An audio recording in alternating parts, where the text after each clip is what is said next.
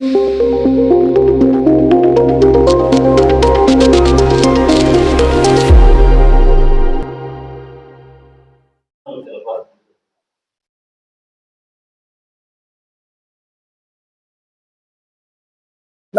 जय शिवराय.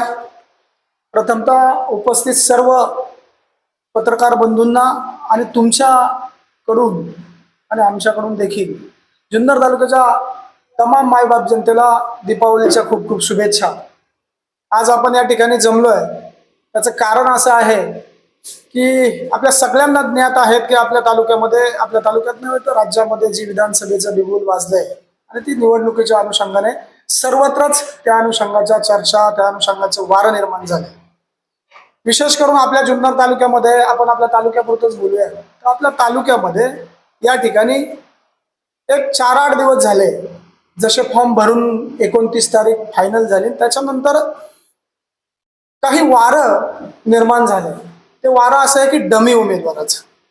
ते डमी उमेदवाराचं वारं आणि त्याच्यामध्ये 2 दिवसापूर्वी एका वृत्तवाहिनीने असं संभ्रमित अवस्था निर्माण झाली त्याच्या बातमीवरून. ते चुकीचं नव्हतं त्यांचं, पण असं वाटत होतं की कुठंतरी हे जे डमी उमेदवार आहेत हे नक्की प्लॅन कोणाचं आहे, नक्की कोणी तयार केले.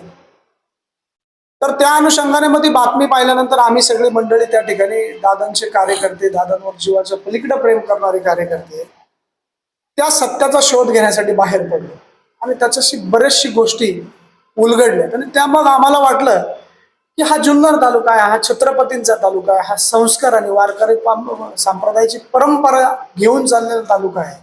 खूप चांगल्या पद्धतीने सोज्वळ मनाने राजकारणाचं या ठिकाणी पूर्वीची पार्श्वभूमी आहे. मग चुकीच्या पद्धतीने कोण वागतंय, या तालुक्याला चुकीची दिशा देतंय कोण, या तालुक्यात जे राजकारण आता होऊ घातले किंवा आता जी निवडणूक आहे त्याच्यामध्ये अशा वेगळ्या पद्धतीने ह्या गोष्टी करायची गरज भासली आहे कोणाला?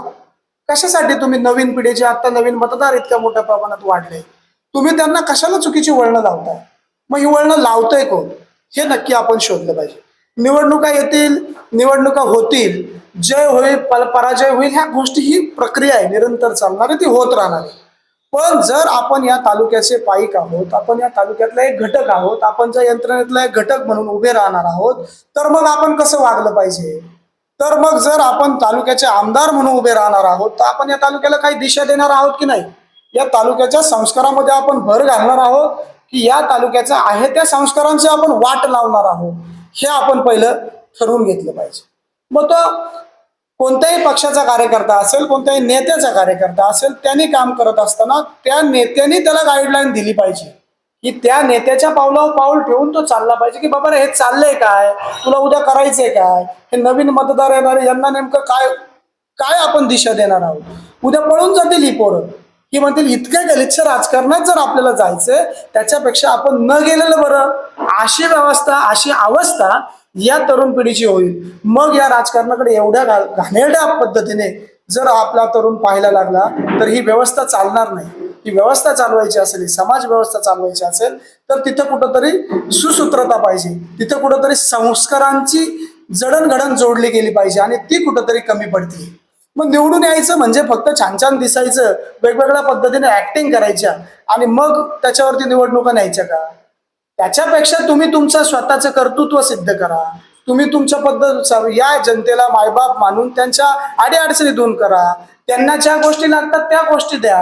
मग त्यामध्ये तुम्ही रस्ते देतात ते किंवा विकास कामं होतात ते, पाणी देतात ते, या किंवा गटर लाईन देतात ते, ज्या निरंतर चालणाऱ्या विकासाच्या प्रक्रिया तुम्ही देत आहात ते तुमचं लोकप्रतिनिधी म्हणून काम आहे. पण त्याच्या पलीकडे जाऊन तुम्ही काय देणार आहात का? तर त्याच्या पलीकडे जाऊन तुम्ही संस्कार द्या, त्याच्या पलीकडे जाऊन तुम्ही या तरुण पिढीला दिशा द्या ना. तुम्ही काहीतरी विजन दाखवा ना. तुम्ही काय राजकारणाची इतक्या घाणेरड्या पद्धतीने जर करणार असाल तर या तालुक्याला, संस्काराच्या तालुक्याला, छत्रपतींच्या तालुक्याला वेगळी दिशा लागेल. आपण सगळी मंडळी त्याच्यात भरकटले जाऊ, आपण सगळ्यांचा त्याच्यामध्ये ऱ्हास होऊन जाईल आणि म्हणून ही गोष्ट कुठेतरी थांबली पाहिजे. ही आमच्या मनाला कुठेतरी इतक्या मोठ्या प्रमाणात लागली आहे की या तालुक्यामध्ये उमेदवार म्हणून कोणी उभं राहणार आहे, तो त्याच्या पद्धतीने त्याचा प्रचार यंत्रणा करणार आहे, तो निवडून येईल, ते जे काय होईल ते होईल. पण आता जे डमी उमेदवार उभे केले का हो, 2 शरद सोनवणे आणले. पण एक गोष्ट तुमच्या लक्षात आली नाही, तुम्ही 2 शरद सोनवणे आणताना अरे तालुक्यात एकच शरद दादा सोनवणे हे तुम्ही विसरलात 2 शरद सोनवणे आणताना. आता हे नक्की आणलेत कोणी ना, याचा खुलासा करण्यासाठी आपण इथे बसलोय. की जो माणूस अहोरात्र या तालुक्याच्या विकासासाठी झटतोय, एक विजन घेऊन या तालुक्यामध्ये मोठ्या प्रमाणात त्या ठिकाणी झगडतोय, रात्रीचा दिवस करतोय, गोरगरिबांना मदती करतोय, हा तालुका उभा करायचा आहे, छत्रपतींचा उंच पुतळा झाला पाहिजे, मोठ्या प्रमाणात पर्यटन झालं पाहिजे, बिबट्या या ठिकाणी बिबट सफारी झाली पाहिजे, त्यानंतर बिबटच्या अनुषंगाने जे संघर्ष होतोय तो संघर्ष थांबला पाहिजे, हा तालुका सुरक्षित झाला पाहिजे, आजूबाजूच्या तालुक्यांपेक्षाही उंचीचा नंबर 1 चा तालुका करण्याचं ज्याच्या डोक्यात संकल्पना आहे, त्याच्या डोक्यात इतके घाणेरडे विचार कधी येणार नाही. किती घाणेरडे विचार असावेत. तुम्ही इथून निफाडला जावत, तिथं तुमचा कार्यकर्ता पाठवत, त्या कार्यकर्त्याने विशाल पाटील भुजबळांनी तिथे जाऊन त्यांच्या मेवण्याच्या माध्यमातून एखादा उमेदवार तयार करावा, तो आणावा. आज तो उमेदवार कुठे आहे? का तुम्ही लोकांची दिवाळी खराब करताय? अरे साधी कुटुंब आहेत ती, इतकी साधी कुटुंब आहेत की ती कोणत्याही अँगलने तुम्ही त्यांना दबाव टाकताय. तुम्ही गाड्या काय देताय, पैसे काय देताय, अरे काय करताय? इतका वेळ तिकडे वाया घालवण्यापेक्षा तुम्ही जर तुमच्या मतदारांपर्यंत गेला असता तर अधिकची मतं तुम्हाला वाढली असती. यामध्ये जे 2 शरद सोनवणे त्यांनी आणलेले आहेत, एक आहे निफाड नाशिकचा शरद शिवाजी सोनवणे, ते आणण्याचं काम केलंय ते विशाल मोहन पाटील भुजबळ यांनी. त्यांचा मेवना त्यांच्या माध्यमातून त्या ठिकाणावरून तो निफाडवरून त्या शरद सोनवणे आणलेले आहेत. त्याचेही पुरावे आमच्याकडे आहेत. दुसरं शरद सोनवणे नगर पारनेर या ठिकाणी हिंगणगाववरून आणलेला आहे, तो आणलाय अतुल भाऊसाहेब भांबेरे. हे दोन्ही कार्यकर्ते कोणाचे हो? हे अतुल शेठचे कार्यकर्ते. बर, मग हे अतुल शेठचे कार्यकर्ते तर त्यांनीच कसे आणले, त्याचे पुरावे आमच्याकडे. तुमच्याकडे 2 दिवसापूर्वी जशी त्या कुटुंबाने बाईट दिली तशी त्या उमेदवारांनी देखील दोन्ही शरद सोनवण्यांनी बाईट दिली. एकाने तर तुम्ही पाहिलंय, समोर कागद त्याचं धरलेला आहे दुसऱ्या माणसाने, तो वाचतोय. त्याच्या पलीकडं दुसऱ्याने जी बाईट दिली त्याच्यात तो इतका मोठ्या प्रमाणात बोलतोय की मला तालुक्याचा विकास करायचा, ज्याला तालुकाच माहित नाही, त्याला स्क्रिप्ट लिहून कोण देतंय, त्याची व्हिडिओ आमच्याकडे. बरं, याच्या पुढे जाऊन तुमच्या सगळ्यांचा पुरावा असणारा एक पुरावा आपल्या सगळ्यांना ज्ञात आहे. तो पुरावा असा आहे की जे फॉर्म भरले गेलेले, पहा 29 तारखेला 16 नंबरला एक फॉर्म आलाय, तो शरद शिवाजी सोनवणेंचा. कोण आहे या शरद सोनवण्यांना, या शरद शिवाजी सोनवण्यांना सूचक कोण आहे? तुम्ही सगळ्यांनी पाहिले असतील नसतील, पण मला या तालुक्याच्या तमाम जनतेसमोर आज ठेवायचे की यांना सूचक कोण आहे. त्याला 1 नंबरला सूचक आहे कोमल स्वप्नील डेरे. कोण आहे त्या कोमल स्वप्नील डेरे? या कोमल स्वप्नील डेरे आहेत श्रीराम पतसंस्थेचे चेअरमन सन्माननीय तानाजी शेठ डेरे यांच्या सुनबाई आहेत. का तानाजी शेठ डेरेंच्या सुनबाई त्यांना सूचक ते घेऊ शकले? इतकी ओळख का शरद शिवाजी सोनवण्यांची निफाडवाल्यांची? दुसरे सूचक आहेत त्यांना श्रीराम पतसंस्थेचे संचालक ज्ञानेश्वर गणेश रासने. तिसरे सूचक आहेत श्रीराम पतसंस्थेचे संचालक अनिल तुकाराम थोरात. चौथे सूचक आहेत मंगेश दत्तात्रय नलावडे, महाव्यवस्थापक श्रीराम पतसंस्था. असेच आहेत सगळे सूचक. अजित शामराव शिरसाट श्रीराम पतसंस्थेचे कर्मचारी, नारायण सीताराम दरंदाळे श्रीराम पतसंस्थेचे एक शाखा व्यवस्थापक, ज्ञानेश्वर धोंडीभाऊ खराडे श्रीराम पतसंस्थेचे वसुली अधिकारी. का हो? श्रीराम पतसंस्थेचा आणि या शरद शिवाजी सोनवण्यांचा संबंध काय हो? काय संबंध? हा संबंध जुन्नर तालुक्याच्या आम जनतेसमोर गेला पाहिजे. हा संबंध आहे की हा शरद शिवाजी सोनवणे हा मांजरगाव तालुका निफाड जिल्हा नाशिक या ठिकाणावरून सन्माननीय उमेदवार अतुल वल्लभ बेनके यांनी आणलेलं आहे. हे सिद्ध होत आहे, याचे पुरावे आहेत. जे विशाल पाटील भुजबळ त्यांच्या स्वतःच्या MH14 13-14 गाडीत गेले होते त्याचे फुटेज, त्याचे फोटो आमच्याकडे. आता आपण दुसऱ्या शरद बाबासाहेब सोनवणेवर बोलू. दुसरा शरद बाबासाहेब सोनवणे यांनी आणलाय हिंगणगाव तालुका नगर जिल्हा अहमदनगर. हा शरद बाबासाहेब सोनवणे याला सूचक कोण आहे माहिती आहे? तर याला सूचक आहे श्रीराम पतसंस्थेचे कर्मचारी रामदास श्रीधर खेबडे. दुसरे सूचक आहेत दीपा गणेश बुगदे, कर्मचारी श्रीराम पतसंस्था. तिसरे सूचक आहे विद्या अनिल थोराल, कर्मचारी श्रीराम पतसंस्था. चौथे सूचक आहेत कृष्णागर पाटील व कोल्हे. हे जो श्रीराम पतसंस्थेचा त्या ठिकाणी जो हॉल आहे ना, ते हॉल स्वतः त्यांच्याकडे चालवतात. त्याच्यानंतर आहे मंगेश गणेश रासने, हे संचालक आहे श्रीराम पतसंस्थेचा. काय संबंध आहे याही शरद बाबासाहेब सोनवणेचा आणि या श्रीराम पतसंस्थेच्या संचालकांचा, कर्मचाऱ्यांचा? तो संबंध असा आहे की ही श्रीराम पतसंस्था बेनके साहेबांची. अतुल वल्लभ शेठ बेनके त्या ठिकाणी उमेदवार म्हणून उभे. तुम्ही संस्कार द्यायला निघालेत ना, तुम्ही तालुक्याचा विकास करायला निघालेत ना, मग हा तालुक्याचा विकास का? हा तालुक्याचा विकास का? अशा पद्धतीने तुम्ही लोक आणून उभी कर. अरे मग तुम्हाला एक शरद दादा जो तालुक्यात गेले 14-15 वर्ष सातत्याने संघर्ष करतोय, दिवस पहाटेपासून तर रात्री उशिरापर्यंत जनमानसांच्या मदतीला धावतोय, इतकं मोठं विजन घेऊन तालुक्यामध्ये पळतोय, त्याला थांबवण्यासाठी, त्याला थोपवण्यासाठी इतक्या खालच्या पातळीला जाणार तुम्ही? इतक्या खाली उतरणार? बरं, कोणी आणलं या शरद बाबासाहेब सोनवण्यांना? तर या शरद बाबासाहेब सोनवण्यांना आणलं अतुल भाऊसाहेब भांबेरे. मित्र आहे आमचा मित्र आहे.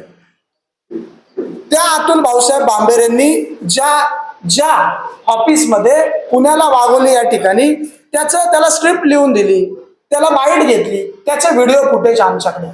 त्याच्यामध्ये अतुल भाऊसाहेब भांबेरे स्वतः स्पष्टपणे त्याच्यात दिसतात, ते स्क्रिप्ट लिहितात, ते त्याचा व्हिडिओ घेतात, ते त्याचा व्हिडिओ 3 वेळा रिटेक केलाय चुकलाय म्हणून. काय हो, काय संबंध अतुल भाऊसाहेब भांबेरेंचा? त्यांचा संबंध आहे का ते आदरणीय अतुल शेठ वल्लभ शेठ बेनके यांच्या जवळचे निष्ठावंत कार्यकर्ते.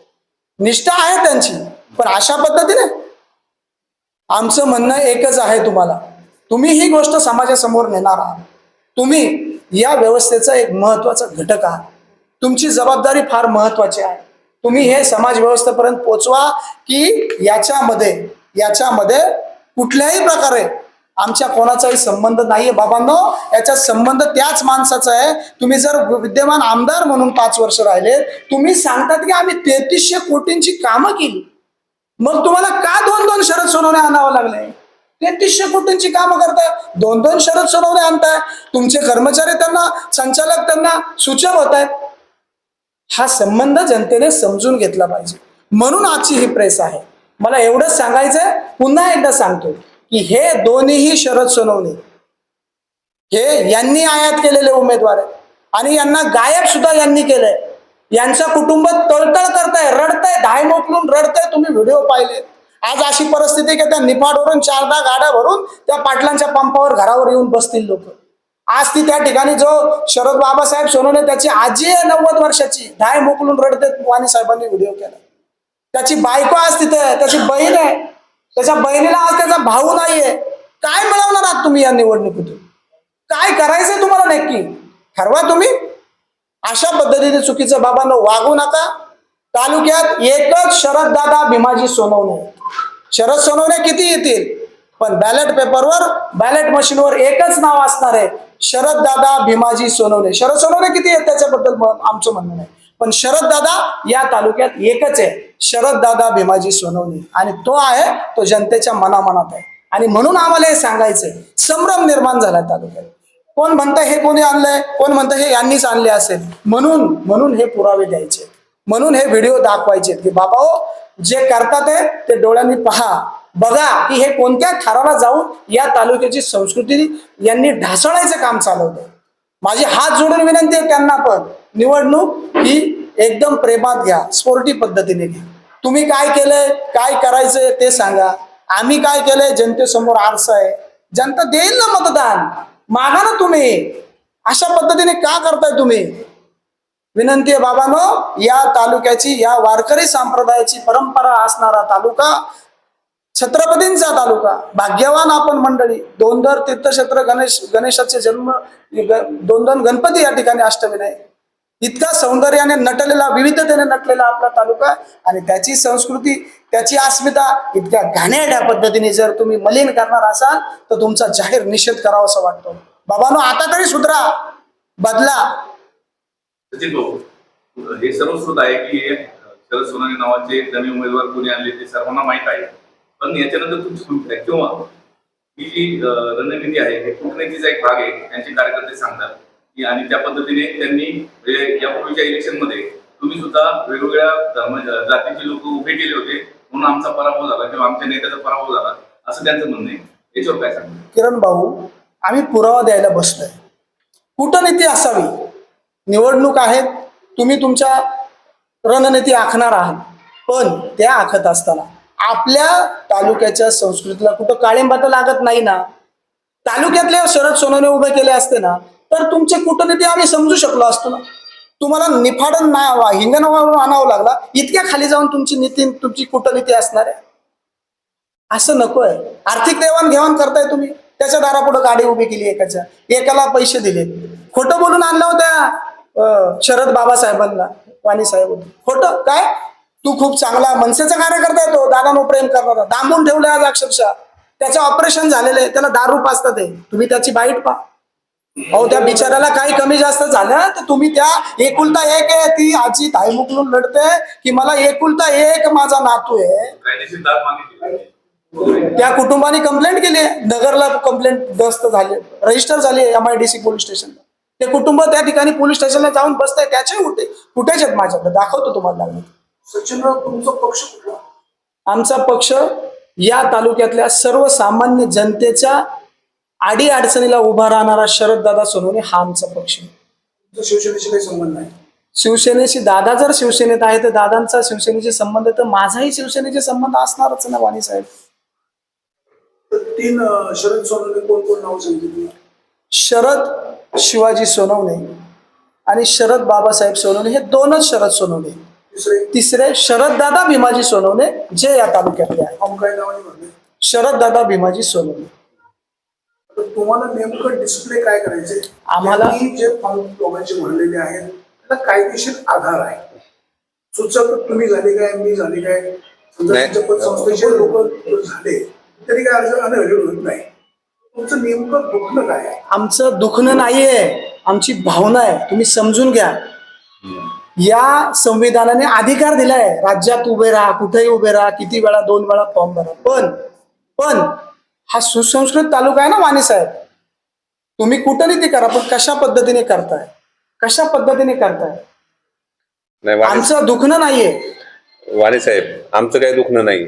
आमची अडचण ही आहे की आमच्यावरती 2 दिवसापूर्वी असा ब्लेम करण्यात आला का बाई शरद सोनवणे नेमकी आणली कोणी, यात काय डाव तर नाही ना शरददादांचा. मी स्पष्ट आहे, नाही तोडगा नाही काढायचा आम्हाला. काय आम्हाला हे आमची पत्रकार परिषद घ्यायचं एकमेव कारण आहे, तो लोकांसमोर हे आणायचं की बाबा हे शरद सोनवणे आणले कोणी, हा स्पष्ट येतोय. त्यानंतर लोकशाही आहे, कोणाला उभे करायचे त्यांनी करावे, त्याच्यावरती डाव प्रतिडाव होते, ते आम्हाला मान्य आहे, आम्हाला काय ते म्हणायचं नाही. आम्हाला होऊन द्या, माझं म्हणणं असं आहे. आम्हाला तालुक्याला फक्त एवढं सिद्ध करून दाखवायचंय का हे जे 2 शरद सोनवणे आहेत त्यांचा आणि शरददादा सोनवणेचा काही संबंध नाही. आम्हाला दुसरं असं सांगायचंय का ज्यांनी हे केले त्यांना समाजासमोर आणायचं. आम्ही समाजासमोर आणले, ते जे आपल्याकडे व्हिडिओ आहेत ते सगळे आता व्हायरल होतील. त्याची स्क्रिप्ट लिहिताना त्याला 3 वेळा त्याला बोलायला लावलं, जो चुकला, हे सगळं आपल्याकडे आहे, हे आपल्याला सगळं व्हायरल होतील. शरददादांचा याच्याशी कुठलाही संबंध नाही. जनता याचा पूर्णपणे विचार करेल. आणि जो आपला प्रश्न सगळ्यात महत्वाचा आहे का भाऊ याचं तुम्हाला नेमकं म्हणायचं काय. छत्रपती शिवरायांनी गनिमय कावा केला, राजकारण केलं, डावपेच आखले, यशस्वी माघारी घेतल्या. पण छत्रपती शिवरायांच्या काळामध्ये एखाद्या घरातली सून सणासुदीला रडताना छत्रपती शिवरायांना कधी सहन झालं नसतं. एखाद्याची आई आत्महत्या करणार हे छत्रपती शिवरायांना कधी मान्य केलं असतं, त्याची योग्य त्याच्यावर कारवाई केली असते महाराजांनी. तुम्ही या तालुक्याचे आमदार प्रत्येक भाषणात छत्रपती शिवरायांचं नाव घेतात आणि तुमच्या काळामध्ये सुनाबाळा, बहिणी, बाप आत्महत्या करण्याचा प्रयत्न करत असेल, फाशी घ्यायचं म्हणत असेल तर हे फार मोठं दुर्दैव आहे. त्यामुळे छत्रपती शिवरायांच्या नावाने आपल्याला काही भूमिका मांडण्याचा अधिकार तुमचा संपलेला आहे असं मला म्हणायचंय. आणि तालुक्याला आम्हाला हे स्पष्ट करून दाखवायचंय या सगळ्या प्रकरणाशी शरददादा सोनवणेंचा काही संबंध नाही. या सगळ्या प्रकरणाशी त्या तालुक्याचे विद्यमान आमदार अतुल शेठ बेनके यांचा पूर्ण ह्याच्यामध्ये यांनीच घडून आणले सगळं प्रकरण, हे आम्हाला स्पष्ट करायचंय.